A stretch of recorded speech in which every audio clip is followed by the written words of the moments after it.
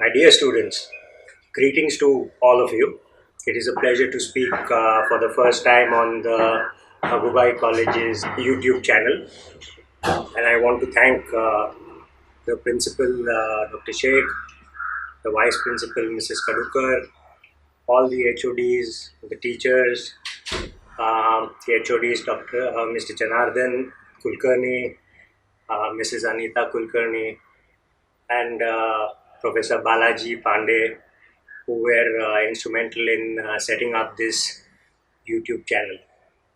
We hope that in the days and months and years to come, we will continue uploading theory lectures on this channel, also guest lectures, and also recorded events which take place at Bagubai.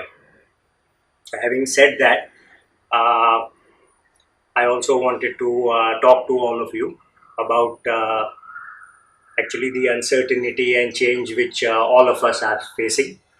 We are close to the end of lockdown 3.0, and we really don't know how lockdown 4.0 will pan out.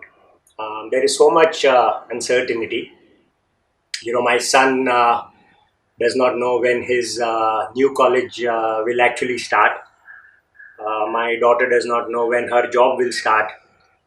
Students around the world actually do not know when in-person classes will start. I do not know when my office will start. So we, all of us, make these plans, and then circumstances change and we have to redo our plans. And this is hard to do because you are planning and then again things are changing and again you have to make new plans. And but that is the truth about life, that there is always uncertainty.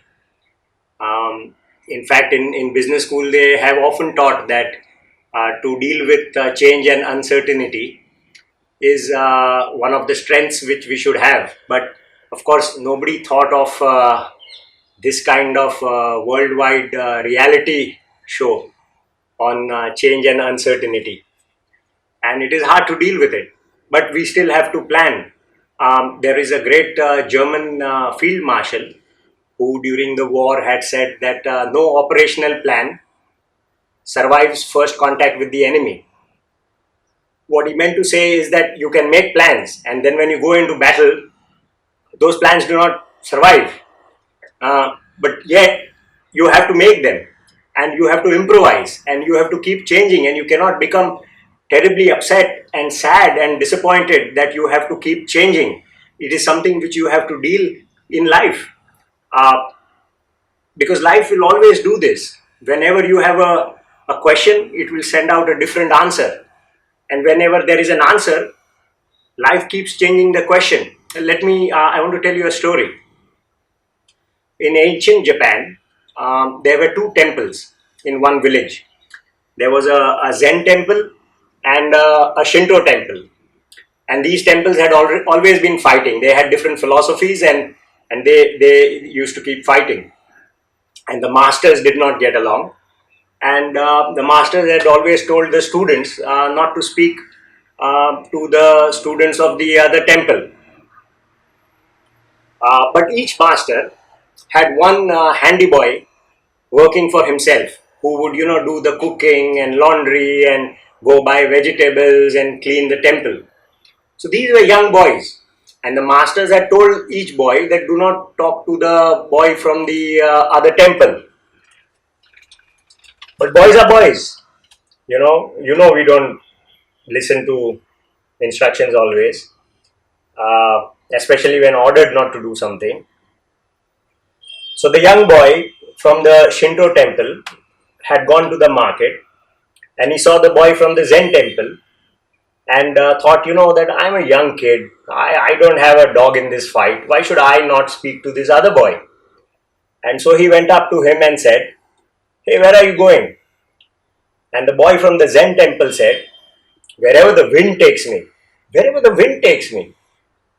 What does it even really mean? Thought the boy from the Shinto temple. Means what kind of answer is that? Here I am asking this boy a nice simple question to start a friendship, and he's saying wherever the wind takes me.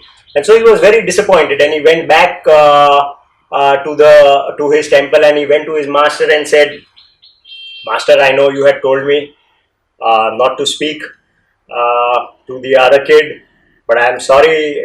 The temples are fighting. I do not really have an enmity, so I thought I'll make a new friend." And I spoke to him and I asked him where he was going, and he said, "Wherever the wind takes me." And I did not know how to answer such a philosophical statement. So now I feel embarrassed. What do I do? So the master said, "I had told you, do not speak to these kids. Anyway, now it is our prestige which is involved. So next time you go again, ask him the same question.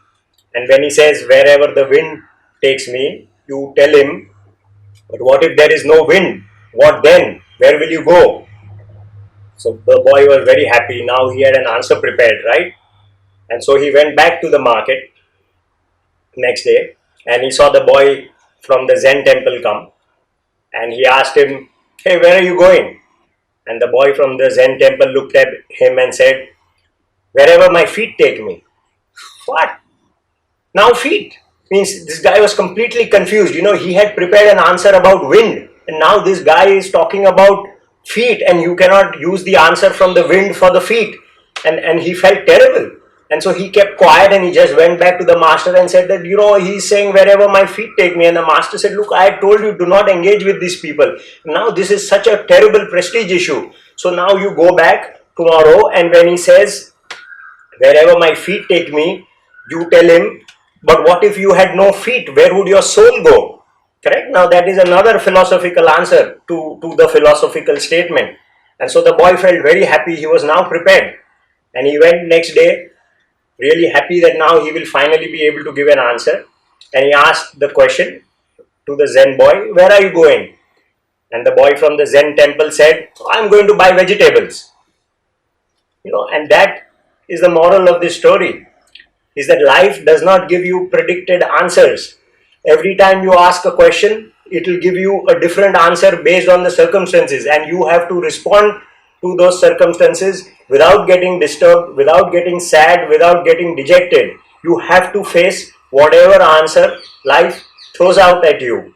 And every time you have an answer, trust me, the question changes. And that is how we have to evolve. You have to still plan, knowing that you may have to change your plans, and knowing that you will not get disturbed when those plans changes. And that is something perhaps that this virus is teaching us again and again every single day, as we do not know how things will evolve. And that is perhaps the message I wanted to give you today.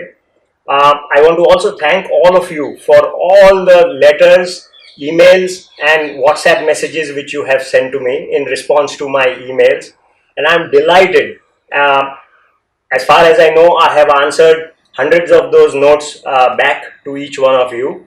I loved reading all the essays which you have sent. I have loved looking at the YouTube videos, even some of the cooking videos, the dance videos, the paintings and the pictures which you have sketched at home, the poems which you have written.